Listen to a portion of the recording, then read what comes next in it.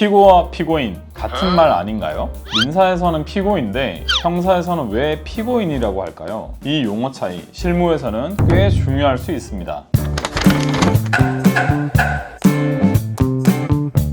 피고와 피고인은 그냥 단어 차이 하나 아니냐라고 생각하실 수 있는데 재판에서는 용어 하나가 곧 전략이기 때문에 꽤 중요하다고 보여집니다. 피고는 민사소송에서 원고로부터 소송을 제기받은 상대방을 의미하죠. 그럼 피고인은 뭘까요? 형사사건에서 범죄 혐의로 재판을 받는 사람을 의미합니다. 이 용어를 구분하는 이유에 대해서 알려면 각 소송의 특징에 대해서 이해를 해야 되는데요. 먼저 민사소송은 개인 간 혹은 개인과 법인 간 사적 분쟁을 해결하기 위한 절차이고요. 피고란 단순히 소송을 당한 사람을 의미하고 원고와 대등한 위치에서 법적 다툼을 벌이는 상대방입니다. 따라서 잘잘못이나 죄의 유무와는 무관하고 단지 원고가 제기한 청구에 대해서 방어하는 역할을 합니다. 한편 형사소송의 경우에는 국가가 범죄 혐의자를 처벌하기 위해서 진행하는 공적 절차입니다. 여기서 검찰이 공소를 제기하면 해당 사건의 당사자가 피고인이라고 불리게 되죠.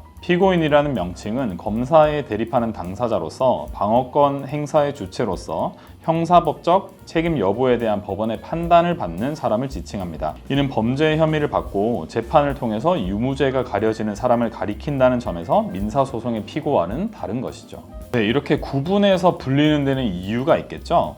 먼저 법적 성격이 다릅니다. 말씀드린 것처럼 민사소송은 국가가 아닌 사인인 원고와 피고가 특정 사적 권리관계를 다투는 것이고 형사소송은 공익실현을 목적으로 하고 검찰이 대표하는 국가와 피고인이 대립하는 구조라는 점에서 그 성격이 다릅니다.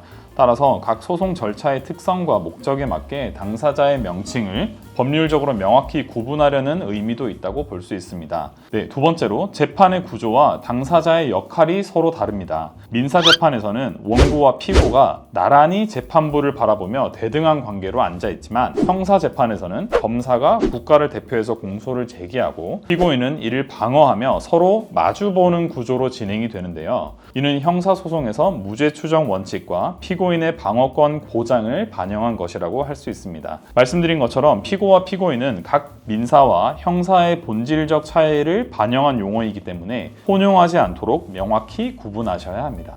막 넘어온 그런 증거 기록 같은 거 보면은 당사자 소송이라고 이제 변호사와 진행 안 하고 혼자서 막 이제 서면 쓰시고 하는 분들 있잖아요. 그런 분들 거 보면 뭐 자기가 이제 피고인데 뭐 자기를 피고인이라고 하거나 뭐 그런 경우가 간혹 있어가지고 네, 피고와 피고인이라는 명칭을 서면에서 혼용해서 쓰면 실무적으로 어떤 일이 일어날까요? 일단 먼저 떠오르는 것은 재판부로부터 신뢰를 잃을 수 있겠다라는 우려가 떠오릅니다. 서면 작성 시에 민사소송에서 피고라고 써야 하는데 피고인이라고 쓰거나 형사소송에서 피고인이라고 용어를 써야 하는데 피고라고 그런 식으로 혼용을 하게 되면 이 서면을 작성하는 사람이 민사 내지 형사소송의 본질을 제대로 이해하지 못하고 작성한 것이 아닌가라는 의문을 가질 수도 있을 것 같습니다. 혼자 사건을 진행하시거나 아니면 변호사가 아닌 자칭 전문가라는 분들이 작성한 서면에서 가끔씩 이런 부분들이 발견되는데 좀 어떻게 사건을 이어받아서 서면을 작성해야 하는 입장에서는 좀 이런 부분부터 먼저 교정하고 사건을 진행하게 해야 되겠다라는 생각을 좀 하기도 했던 것 같습니다.